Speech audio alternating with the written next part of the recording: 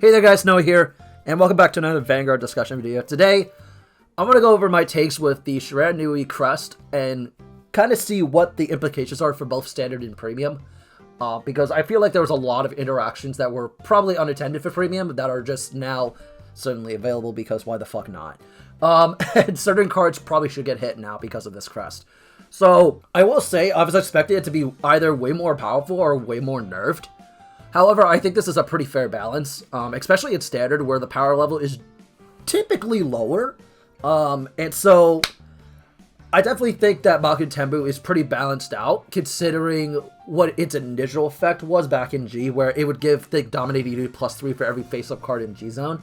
They removed that because they made the crest give it power, so, I mean, sure. So, the crest in itself does really typical stuff that you would expect. Make Shiranui's 13k, all your front row get +5 for each face-up card in G-Zone. You know, that's pretty self-explanatory. But its main effect, continuous during your turn, your opponent's unit is placed by your card's ability during this turn, and the units dominated by you lose all of their original continuous and auto abilities and get +5k. So, why does this matter in Standard? So, essentially in Standard, this actually helps make numbers way more consistent, even to a point where if you just want to call stuff to back row, and then just sit there and say, fuck it, not care, give it +5, and then another +4 off the stride skill of Shiranui Oboro, making it hit. So that way it just essentially hits numbers.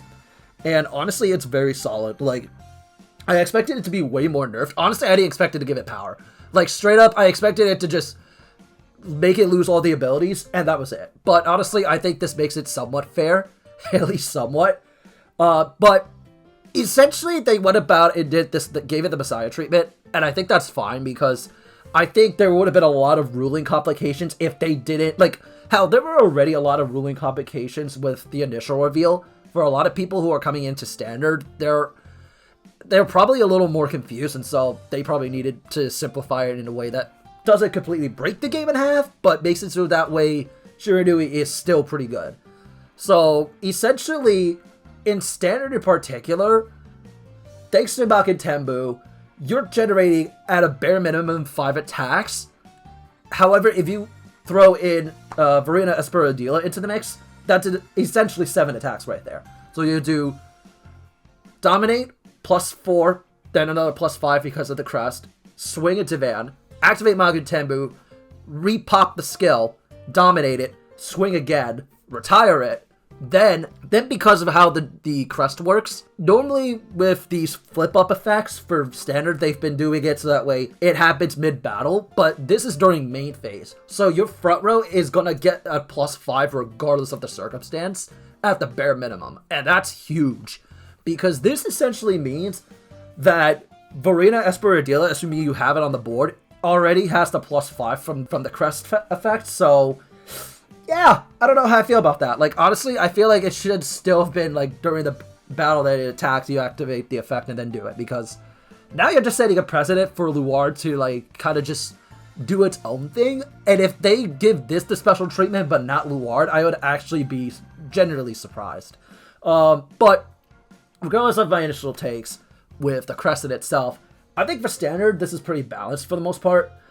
I was a bit concerned that they were going to make it very nerfed or very broken, but honestly, this is a nice Goldilocks. So, that being said, depending on what they reveal next week, is whether or not Best Harvest will still be relevant in this deck. I hope, and I pray that they've learned their fucking lesson and just be like, no, we already gave this deck 7 attacks.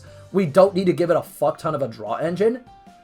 Or if they're going to continue to go down the rabbit hole where they're just going to dominate Vanguard and then attack 5 times, essentially to draw 5 off the Best Harvest, then maybe choice restricting it with Best Harvest would be the best bet. Hopefully they do it. They probably won't for the first couple weeks, but then they'll realize, oh fuck, this deck is a problem, so maybe we should emergency hit it. Regardless, you know, in Standard this is fine. It's harmless, really. I know, 7 attacks, it's harmless. Like, you can't make this shit up. Like, truthfully, if I had it my way, both Esperadilla and Best Harvest would be choice restricted with Shiranui, but you know what? Fuck it. It's whatever for now. If they feel like they need to hit it, they'll do it later. And honestly, I don't know how, even despite all this, like, I don't know how well it'll do in the long run. I think just off this alone, it's a better Stride deck than the first two. However, depending on what they reveal on Thursday, is whether or not it'll be better than Luard in that respect. Like, I can definitely see it being better than Luard just from the fact that you get 7 attacks. They may be weak pokes, but sometimes that's all that fucking matters. And especially when you have the Crest active as early as you wanted to. So, I don't know, we'll see. We'll see. Like, it is a bit piece reliant at that point, you know, to have the Verena out on the board while you do all this wombo combo bullshit, you know. But bare minimum, you get 5 attacks. At the max, you get 7, and that's honestly very solid. So, you know what? We'll take this with a grain of salt. And honestly, Genkai makes it even more broken in some aspects, because if you got Genkai on the board, which you're probably going to run as a mandatory 4 of, because, you know, why the fuck not? It essentially, you counterblast 1, and then you give the dominating unit plus 10. So that actually matters in a lot of instances. Like, you honestly are just, probably to protect Genkai from being removed, or just being targeted into, you'll probably just call it to back row, just so that way you don't have that issue come up. But, I don't know. You guys can let me know what you think about that in the comment section. So then we move on to Premium. And I'm going to tell you guys straight up, I hate how consistent this makes Shiranui now. So, for full context, Shiranui was already in my top, like, borderline top 5 best decks in Premium. If you haven't seen that video, go watch it, because I cover the Premium format right now at this point in time. However, now, I have to adjust that list completely, because Shiranui just says, fuck you for trying to play the game. Like, this just takes, like, everything that I hate about Shiranui and just multiplies it by cancer. Essentially, you're going to be on GB2 by the time your opponent gets to Stride, assuming you go first. And then, by the time you go into Rene, you're at GB3, possibly GB4, and then it just doesn't fucking matter. Like, you'll have 3 cards face up in G-Zone, your entire front row gets plus 15, and then, if we're taking everything at face value, you'll have Rene, which will naturally already give it a plus 10 and a crit from the GB3 effect. Then you have the Stride skill, which gives it a plus 4. Then the Crest, so essentially, that's a 19k attacker for your first attack. What the fuck? And then, this gets even worse with Shiranui Rene, because then Rene calls 2, dominates them, gives them plus 15, swing, Oogum Booga, not give a shit. Like, it's honestly gross. And what makes this even worse is not so much just that, but also combine that with Mizukaze, which has a really bullshit guard restrict, where essentially whenever you place cards onto the rear guard circle, any cards you place, you can no longer guard. So essentially, if you place down a grade 0, you can't use any more grade 0s to guard. Like, what the fuck? Luckily, the silver lining with this is that the Crest doesn't give the dominating unit power inherently like that. But, like, fuck. It's bad. It's really bad. Like, I don't know what Bushiroad was thinking with that, but when you combine Rene, Mizukaze, and Ungai, which basically makes it so that way defensive triggers don't matter, you're fucked. You have no outs. If they see all 3 of those pieces, you're done on a Rene turn.